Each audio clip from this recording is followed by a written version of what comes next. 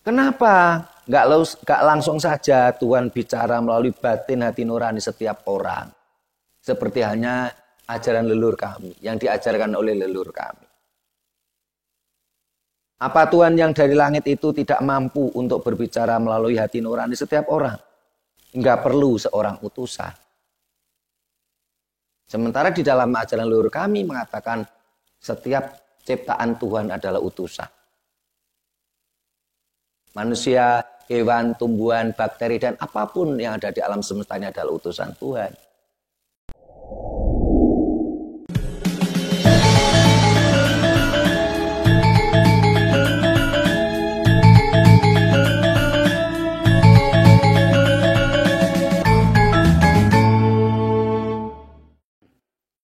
Rahayu. Rahayu. Para pemirsa Raket Prasojo TV channel yang kami hormati, selamat berjumpa kembali dalam kegiatan Yayasan Raket Prasojo, sebuah lembaga pengkajian, pelestarian, dan pengembangan budaya Nusantara. Nah, para pemirsa, ketika kita bicara tentang agama, berkali-kali kita sampaikan, ternyata di seluruh dunia ini tercatat ada kurang lebih 4.200 agama dan ada 2.500 Tuhan. Nah, dari sekian agama tadi ada penganut agama yang membedakan antara katanya itu ada agama langit dan agama bumi. Dan yang mengklaim agama langit atau agama samawi ini adalah agama dari Arab. Ajaran-ajaran dari Arab. Mereka menyebutnya adalah agama Abrahamik, itu adalah agama samawi atau agama langit. Samawi itu dari bahasa Arab yang berinduk dari bahasa Ibrani. Ya, artinya langit. Dan cenderung banyak penganut, pengikut agama samawi atau agama langit itu merendahkan agama bumi yang bersumberkan dari ajaran para leluhurnya masing-masing. Termasuk yang ada di Indonesia. Banyak sekali penganut atau pengikut agama samawi seringkali menghina para penganut agama bumi, agama leluhur dengan mengatakan apa? Zaman begini kamu belum bisa move on dari ajaran leluhurmu itu yang ajaran kegelapan, ajaran sesat, ajaran jahiliyah. Kenapa kamu belum move on untuk ke ajaran langit? Nah, karena kita adalah sebuah lembaga pengkajian, pelestarian dan pengembangan budaya Nusantara, kita berbackground kajian. Mari kita bahas tentang hal itu. Dan ada sebuah dialog, ya, obrolan yang ditulis oleh para penggiat budaya leluhur tentang obrolan penganut agama langit atau agama samawi atau agama Arab, ya, karena selama ini yang mengklaim agama langit, agama samawi ini kan para penganut agama dari Arab yang jelas-jelas itu juga agama lokal gitu loh. Kenapa? Nama Tuhannya dari bahasa mereka, ajarannya memakai bahasa mereka, aturan-aturannya itu merupakan tradisi yang turun-temurun dari mereka, budaya-budaya mereka. Oh, ini kan sebenarnya juga agama lokal juga gitu loh. Cuman mereka mengklaim agama langit, agama samawi. Dengan penganut agama-agama bumi, agama-agama leluhur Nusantara. Termasuk mereka mengatakan tentang seperti agama lain yang dari Cina, Konghucu, atau agama Shinto dari Jepang. Ini katanya juga dianggap agama bumi kan menurut mereka. Nah, ini ada obrolan menarik. Mari kita simak, ya, saya bacakan, ya. Agama samawi dan agama bumi. Apakah agama samawi itu lebih tinggi derajatnya dari agama bumi? Saya akan membacakan sebuah tulisan. Mari kita renungkan bersama dengan hati dan logika yang jernih dan terbuka. Yaitu dengan high logic, penalaran tinggi, dengan nalar yang jernih, dengan hati yang jernih, penalaran yang sehat, ya, high logic, penalaran yang benar-benar masuk akal, logika, dengan hati yang jernih, kita baca, kita dengarkan, kita renungkan. Menurut para penganut agama Samawi adalah agama yang katanya berasal dari langit, bukan dari bumi ini. Nah, dalam agama Samawi dianggap sebagai agama yang derajatnya lebih tinggi dari agama leluhur Nusantara yang berasal dari bumi. Karena agama para leluhur Nusantara tidak datang dari langit, melainkan agama hasil dari perenungan para leluhur dalam mencari kebenaran semesta. Dalam hidup dan kehidupan ini, karena alasan itulah maka agama para leluhur Nusantara dianggap derajatnya lebih rendah oleh para pemeluk agama Samawi. Suatu ketika ada seorang spiritualis yang bertemu dengan para pemeluk agama Samawi. Lalu dikatakan oleh para pemeluk agama langit pada sang spiritualis, hari gini kok masih mau memeluk agama leluhur? Mestinya move on dong, berpindah memeluk agama langit. Lalu sang spiritualis itu bertanya, memangnya agama langit itu apa?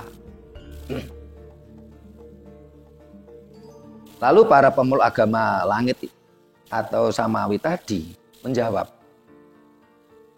oh, agama langit itu artinya agama yang datang dari langit.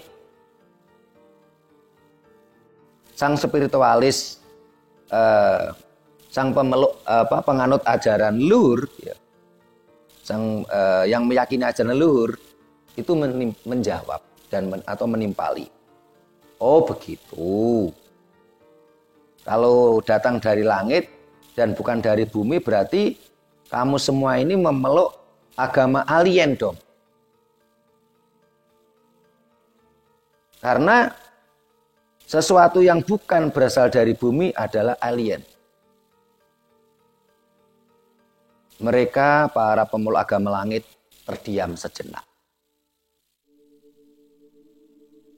Maka terjadilah dialog berikutnya. Pemeluk agama langit mengatakan, oh bukan, agama langit ini langsung dari Tuhan. Tuhan yang maha satu. Tuhan yang satu. Yang menciptakan alam semesta dan seisinya. Yang penganut agama leluhur Nusantara menjawab, oh begitu. Jadi agama langit itu datang langsung dari Tuhan. Tuhan yang menciptakan alam semesta. Terus bagaimana cara agama langit itu diajarkan dari langit? Apakah Tuhan langsung datang dari langit untuk mengajarkannya? Para pemeluk agama langit menjawab, oh tidak. Oh tentu saja tidak demikian. Melainkan Tuhan mengirim utusannya untuk menerima pelajaran ini. Pelajaran agama langit ini. Sang penganut ajaran leluhur menimpali. Oh berarti utusannya itu alien berarti. Karena dari langit. Sang pemeluk agama langit menjawab, bukan alien. Tapi dia manusia biasa seperti kita. Dia adalah utusan Tuhan. Sang penganut agama leluhur menjawab, loh dari mana kamu tahu Siapa yang bilang kalau dia itu utusan Tuhan dari langit? Apakah Tuhan sendiri yang datang dari langit untuk mengirim orang tersebut sebagai utusannya?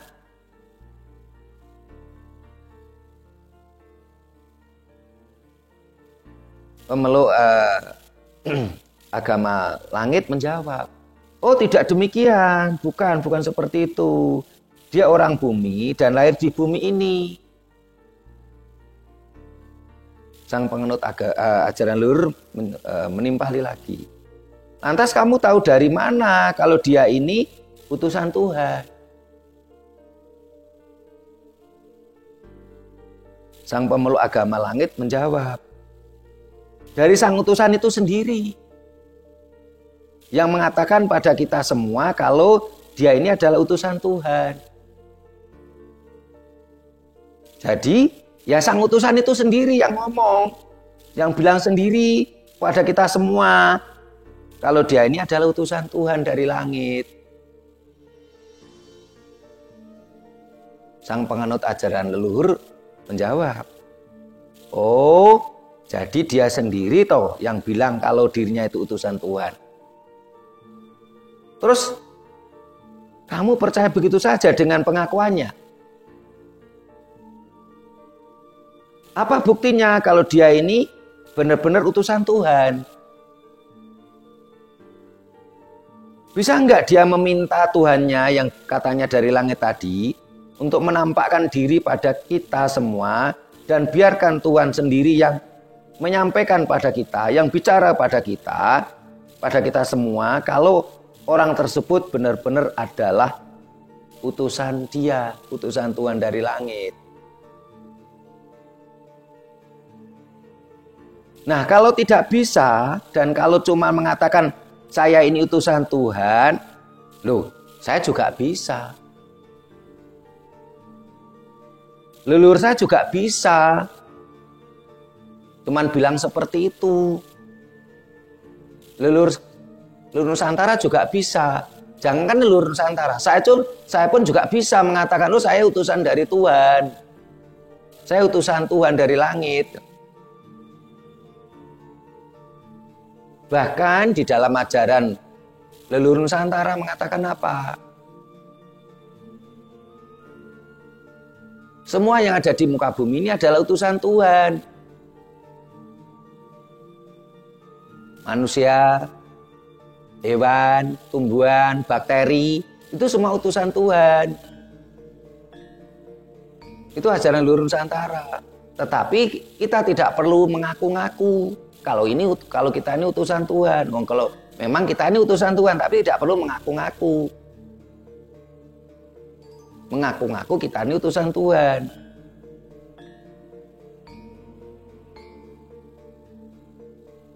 Nah, kalau tidak bisa dan kalau cuman mengatakan saya ini utusan Tuhan, saya juga bisa.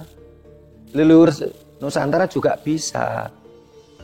Cuma sayangnya leluhur Nusantara itu orang yang jujur, orang yang bijaksana. Jadi leluhur Nusantara dengan jujur mengatakan bahwa apa yang disampaikannya adalah hasil perenungan jiwanya dalam mencari kebenaran sejati dan kesejatian hidup.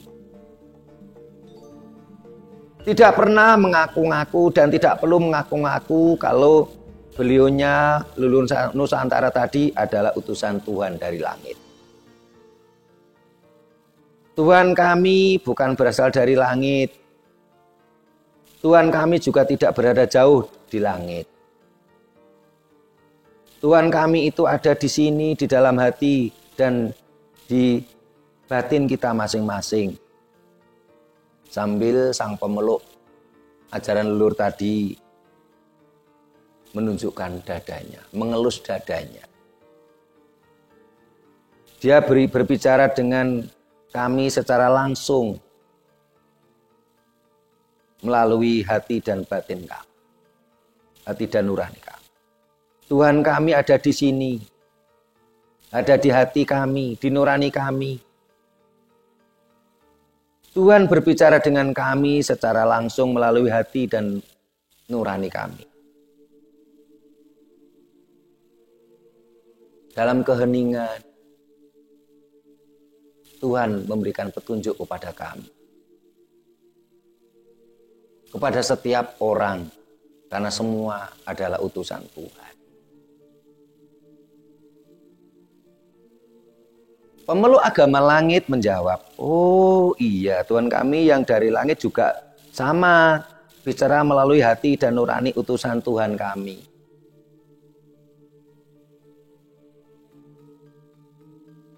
Oh iya, sang pemeluk agama langit tadi mengatakan, oh iya, Tuhan kami dari langit juga sama, bicara melalui hati nurani kepada utusan Tuhan Kak tadi. Utusan Tuhan yang kami sanjung, yang kami puja tadi, yang kami junjung tinggi tadi. Sang penganut ajaran leluhur menjawab, lah kalau sama-sama bicara melalui batin hati nurani, lantas apa bedanya dengan kami? Yang Anda mengklaim katanya agama langit tadi, ajaran dari langit tadi, apa bedanya dengan kami? Kalaupun toh sama-sama lewat hati nurani. Kalau Tuhan bisa berbicara melalui hati nurani, kenapa tidak langsung saja bicara dengan hati nurani kita semua? Kenapa harus melalui batin orang lain? Kenapa kita harus menolak ukur pengalaman spiritual orang lain untuk diri kita? Padahal setiap manusia memiliki karakter dan tingkat spiritual yang berbeda-beda. Kenapa kita harus memakai tolak ukur pengalaman spiritual orang lain yang Anda anggap menjadi utusan Tuhan dari langit tadi? Kenapa nggak langsung saja Tuhan bicara melalui batin hati nurani setiap orang, seperti hanya ajaran leluhur kami yang diajarkan oleh leluhur kami? Apa Tuhan yang dari langit itu tidak mampu untuk berbicara melalui hati nurani setiap orang? Enggak perlu seorang utusan. Sementara di dalam ajaran leluhur kami mengatakan setiap ciptaan Tuhan adalah utusan. Manusia, hewan, tumbuhan, bakteri, dan apapun yang ada di alam semestanya adalah utusan Tuhan.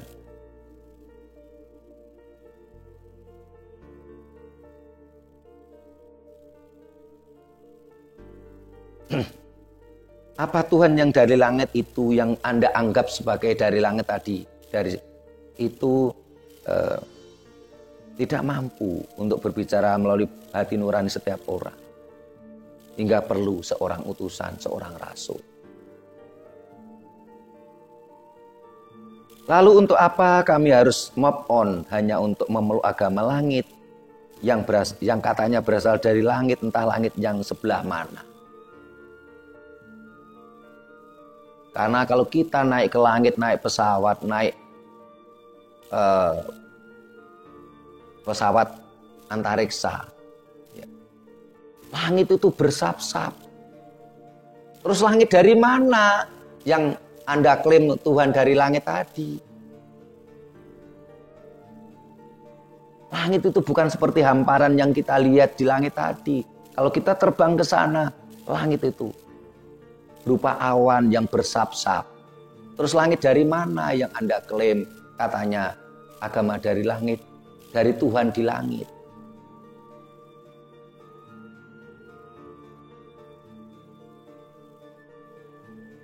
Sementara ternyata komunikasi Tuhannya agama langit juga tidak langsung datang menampakkan wujudnya dan hanya melalui hati nurani. Jadi apa bedanya ajaran leluhur kami dengan ajaran Anda yang Anda klaim sebagai ajaran langit, agama langit, dari Tuhan langit? Move on itu bagi kami adalah menjadi semakin sering berkomunikasi dengan Tuhan dalam keheningan, dalam kita bersamadi.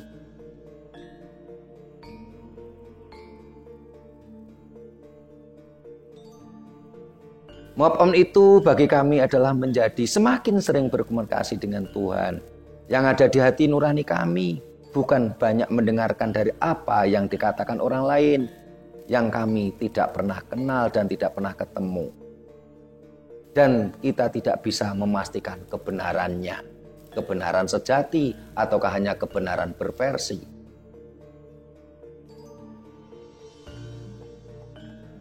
Kenapa kami harus mendengar kata-kata dia, kata-kata mereka yang tidak pernah kami ketemui?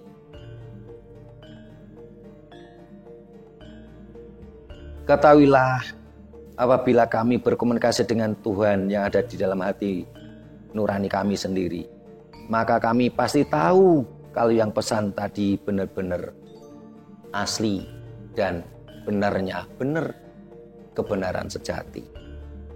Sementara kalau Tuhan berbicara di batin orang lain, mana tahu kalau pesan itu tadi asli atau otentik atau original. Memang benar dari Tuhan atau hanya sekedar dari ego orang tersebut. Karena firman Tuhan yang asli dan original adalah alam semesta dan manusia adalah bagian dari alam semesta. Sementara kitab suci adalah firman Tuhan yang ditulis oleh manusia dan berversi sesuai dengan versi sang penulisnya. Kenapa itu diklaim sebagai ajaran dari langit? Kalau begitu kenapa enggak kamu saja yang move on untuk kembali pada ajaran leluhur kita? Ajaran mengenai tentang keheningan ketika kita berkomunikasi dengan Tuhan di hati nurani kita masing-masing. Enggak usah jauh-jauh kita menatap langit dan mengklaim itu katanya ajaran langit. Persis seperti kami semua para pemeluk ajaran leluhur yang memang itu dari bumi, dari leluhur Nusantara. Nak mau memiliki kuasa yang tak terbatas untuk melakukan apapun bagi kami. Oh iya, ngomong-ngomong kalau Tuhan kamu yang katanya dari langit itu, dia tahu gak langit itu seperti apa? Ada apa saja di langit? Ternyata di dalam ajaran yang diklaim agama dari langit itu malah tidak bisa menjelaskan. Langit itu seperti apa dan ada apa saja di langit. Nyatanya yang tahu banyak tentang langit seperti apa dan ada benda apa saja di langit, kok justru para manusia ilmuwan yang mereka dari bumi, yang sebagian adalah para agnostik dan ateis. Bukan utusan dari ajaran langit, dari Tuhanmu yang katanya dari langit. Kenapa kami memilih untuk bertuhan pada Tuhan yang berasal dari bumi ini? Karena Tuhan bumilah paling yang tahu persis kondisi dan situasi ke bumi kami. Yang tahu persis apa yang dibutuhkan oleh bumi yang kita tinggali ini. Dan orang-orang yang tinggal di sini. Pantas saja ajaran kamu sering gak pas, sering gak nyambung dengan kondisi dan situasi di bumi yang kita pijak ini. Karena rupanya kamu mendengar dari Tuhan yang tidak tinggal di bumi dan bukan berasal dari bumi. Sehingga bumi ini bulat, tapi ajaran Anda mengatakan bumi itu datar. Karena memang ajaran Tuhan dari langit yang tidak pernah tahu bumi. Terlebih lagi kamu hanya mendengar dari kata orang yang mengaku dirinya adalah utusan Tuhan tanpa ada konfirmasi. Tanpa ada konfirmasi langsung dari Tuhan kalau dia benar-benar utusannya dan bukan cuma mengaku-ngaku saja. Seperti kata pepatah, yang tahu kebutuhan kita, ya kita sendiri. bukan orang yang ada di seberang lautan atau di padang gurun sana atau alien yang ada di langit sana. Apa yang disampaikan pada manusia yang tinggal di padang gurun itu ya untuk mereka yang tinggal di sana, yang tinggal di padang gurun. Kalau coba dipaksakan untuk diterapkan di negeri kami yang subur dan makmur ini, tentu jelaslah tidak cocok. Ayolah mulai sering-sering kita berkomunikasi dengan Tuhan yang ada di hati nurani kita masing-masing dalam keheningan. Dalam suwung, itulah ajaran leluhur kita, ajaran leluhur Nusantara. Kita berkomunikasi dengan Tuhan dalam keheningan, dalam kondisi suwung. Bertuhanlah pada Tuhan yang mampu berkomunikasi melalui hati di setiap orang. Dan bukan Tuhan, bukan bertuhan pada Tuhan yang hanya mampu berkomunikasi melalui hati utusannya saja. Yang tanpa bukti dan saksi kalau dia benar-benar utusan Tuhan. Jika kamu mau move on dan mulai mau berkomunikasi dengan batinmu, hati nuranimu, maka nanti suatu saat kamu akan menemukan kebenaran sejati itu di sini. Di hati kita masing-masing. Dan bukan mencarinya di luar sana ataupun di langit. Yuk kita mulai mencari jalan ke dalam dan bukan mencari jalan keluar. Dengan suwung, dengan keheningan pada diri kita. Apalagi sampai kita harus mencari ke langit keluar angkasa. Yang entah kamu sendiri nggak tahu letaknya di sebelah mana. Ternalah, simaklah, cermatilah, renungkanlah. Dialog ini dengan logika ya, akal sehat. Nanti logikamu, hati nuranimu akan sadar kalau sesungguhnya kamu sedang tersesat atau tidak. Nanti jika kamu tersesat, maka hati kecilmu akan berbisik, ayo kita move on dan segera kembali ke jalan yang benar, ajaran leluhur Nusantara. Dan jika itu terjadi, jangan disangkal. Bisikan hati nuranimu tersebut. Jika kamu percaya bahwa Tuhan itu berbicara melalui bisikan hati nuranimu, hati nurani kita masing-masing yang ada yang paling dalam. Seperti juga yang dilakukan oleh orang yang mengaku sebagai utusan Tuhan tadi. Sebuah cerita menarik yang pernah dituturkan para guru-guru kita ajaran leluhur Nusantara. Marilah kita menyampaikan salam move on kembali ke jalan Tuhan yang sesungguhnya. Tuhan yang sesungguhnya itu ada di dalam hati nurani kita masing-masing. Dan sadarlah bahwa sesungguhnya setiap manusia itu adalah utusan Tuhan. Untuk memakmurkan bumi dan kehidupan bumi ini melalui peran kita masing-masing. Lanjutkanlah, renungkanlah. Kenalilah siapa sesungguhnya leluhurmu. Semoga alam semesta berbahagia. Semoga alam semesta selalu bersinergi dengan kita. Dan semoga kita mampu bersinergi dengan alam semesta. Tuhan yang ada di hatiku dan di hatimu selalu saling menghormati Tuhan yang ada di hati kita masing-masing. Karena sebenarnya Tuhan adalah merupakan imajinasi setiap manusia. Nah, para pemirsa yang saya hormati, demikian tadi dialog ya, bagaimana dari pemeluk atau penganut agama langit dengan penganut agama leluhur Nusantara. Ini para pemirsa setelah mendengarkan cerita dialog saya tadi, mau komentar silakan, mau bertanya silakan. Kami tunggu di kolom komentar. Dan ini di Sanggar Budaya ada Mas Hadi dan Mas Anton. Apa yang mau disampaikan ini? Silakan. Siapa dulu? Mas Anton dulu, silakan. Rahayu, Rahayu Mas Anton. Yang merasa memeluk agama langit atau samawi, mengapa kok kebanyakan itu mengkultuskan seseorang? Yeah. Itu aja. Ye, Mohon penjelasan. ye, terima kasih Mas Anton. Nah, Mas Hadi ada yang tanyakan, silakan. Belum. Kenapa kok pemeluk agama langit itu selalu mengkultuskan seseorang? Nah, memang dogmanya seperti itu.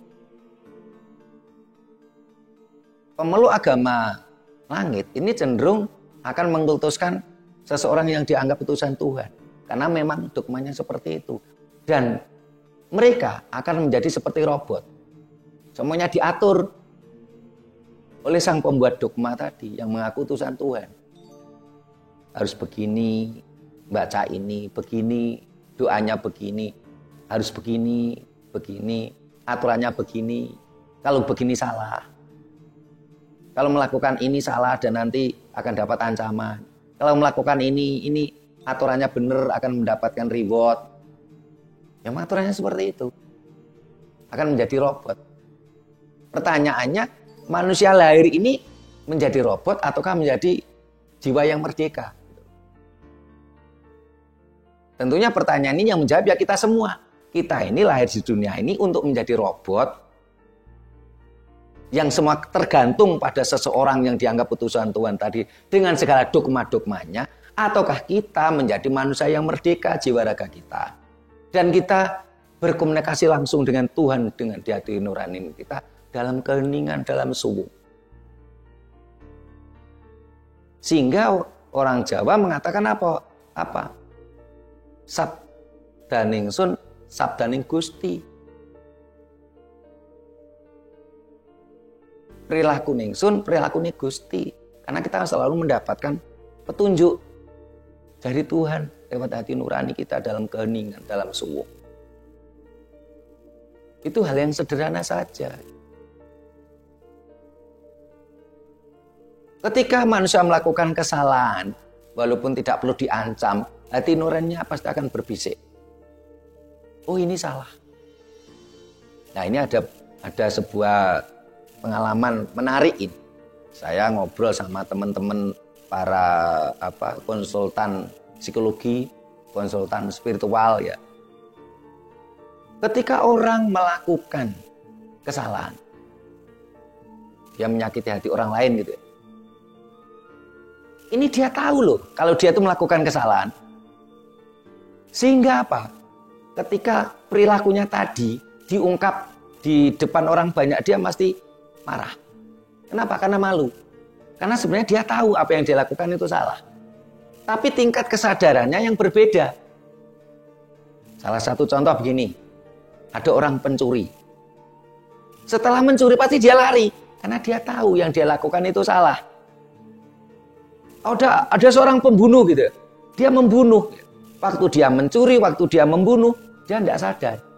Tapi setelah melakukan mencuri, melakukan pembunuhan, dia lari. Karena dia tahu kalau ini perilaku yang salah.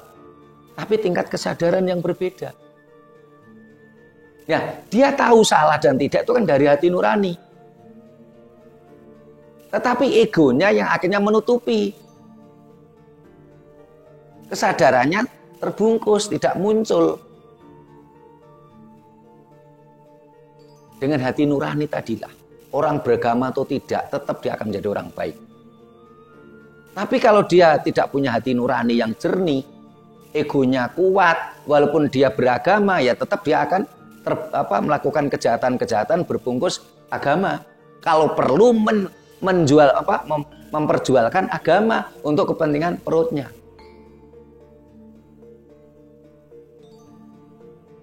Hati nurani itu yang paling penting. Nah, ada lagi mau ditanyakan, silakan Mas Adi. Rahayu Mas Adi.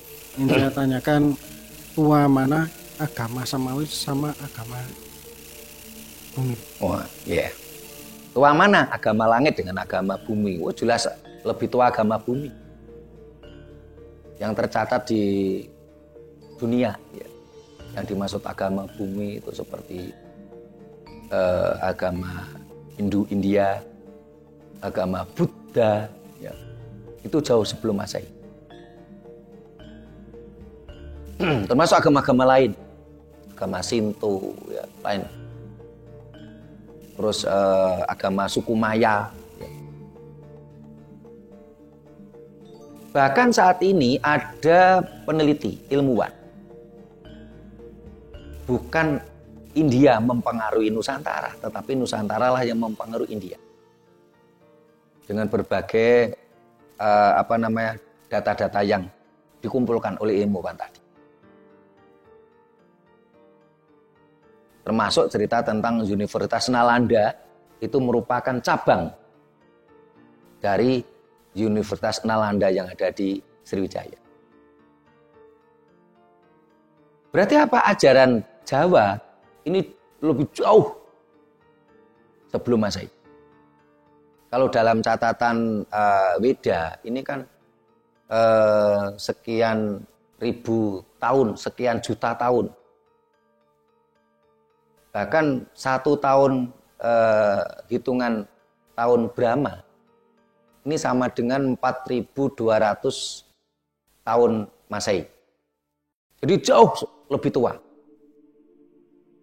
Bahkan dalam catatan, manusia pertama menurut ajaran bumi, Sangjam Manu, ini usianya jutaan tahun silam sebelum Masehi. Sementara dalam agama Samawi, agama langit, agama Abrahamik, mempercayai manusia pertama adalah Adam. Adam itu setelah dari berbagai penelitian, usianya baru kurang lebih 6.000 tahun yang lalu. Ini kan pernah di-share itu di grup kita Rakyat Prasojo itu dengan berbagai data-data yang ada.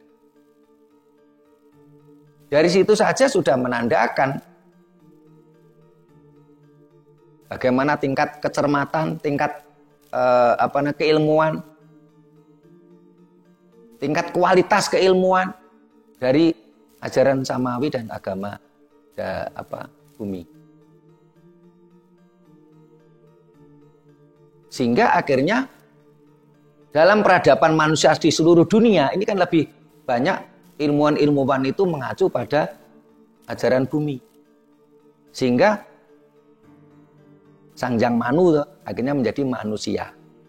Satya Manu, keturunan Manu, akhirnya manusia menjadi man. Manu, man. Bahasa Inggrisnya kan man, manusia. Banyak sekali ajaran-ajaran bumi yang menjadi rujukan dari sisi keilmuan. Ya itu tadi, tergantung logika sehat kita, akal sehat kita, hati nurani kita. Kita mau terserahkan atau tidak, data-data sudah ada. Dan ajaran bumi lebih cenderung sesuai dengan hukum alam. Alam itu beragam. Tapi kalau agama Samawi ini lebih cenderung bertentangan dengan hukum alam. Karena agama Samawi lebih cenderung ingin menyeragamkan alam. Menyebut Tuhan harus dengan nama ini. Menyembah Tuhan harus begini. Diseragamkan. Padahal alam itu kan beragam. Sehingga agama Samawi, agama langit itu lebih cenderung bertentangan dengan hukum alam. Yang beragam. Kembali ke hati nurani kita mau nerima atau tidak. Oke? Ada yang tanya lagi? Mas Hadi, Mas Anton. Oke? Tidak ada lagi. Nah, para pemirsa, ini memang perenungan ini. Sehingga saya tidak menyalahkan Mas Hadi dan Mas Anton kalau nggak bisa membuat pertanyaan gitu loh. Jangankan membuat pertanyaan, komentar aja bingung gitu loh. Karena ini butuh perenungan. Karena itu para pemirsa saya ajak untuk merenungkan cerita ini. Gunakan akal sehat kita, gunakan hati nurani kita. Dan kita selaraskan dengan alam semesta. Kita harus harmonisasi alam semesta. Kita harus harmonisasi mikrokosmos, makrokosmos, jagat cilik, jagat gede. Kami tunggu komentarnya para pemirsa semua di kolom komentar. Bila mana ada kata-kata kami yang kurang berkenan, tata krama kami yang kurang memadai, kami mohon maaf. Terima kasih. Sampai jumpa di kegiatan kita lainnya. Rahayu. Rahayu.